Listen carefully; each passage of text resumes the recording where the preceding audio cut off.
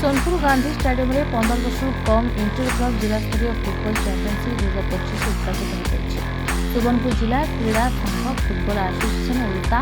युव क्रीड़ा विभाग ओडिशा सरकार मिलित सहयोग अनुष्ठित टूर्णामेंट को उपजिलापाल मुख्य अतिथि भाव जोगदे सम्मानित अतिथि भाव डीएसओ चित्तरंजन मिश्र जोगदे जिलार विभिन्न ब्लॉक 10 गोटी फुटबॉल दल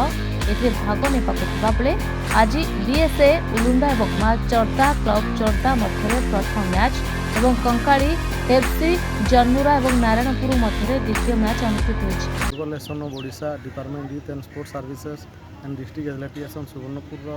मिलित सहयोग में under 15 football district championship for CM trophy 2025 इटा होइछि जेनटा कि 15 वर्ष भितर आम टैलेंट सा जेन फुटबॉल प्लेयर मानकु आमे सिलेक्शन करी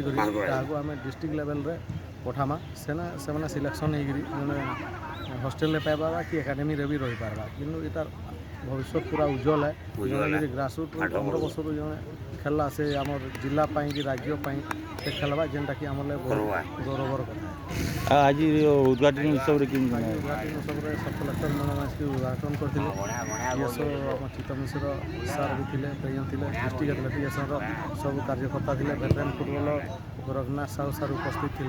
जेनटा सब छुआ मान उत्साहित कर ये गोटे बहुत भल पदक्षेप जेनटा कि आम ग्रासरूट पिला बाहरी पारे दुईटा कौन प्रथम थर फास्ट टाइम कर सीएम ट्रॉफी जेनटा ग्रासरूट पिला बाहरी पारे आगे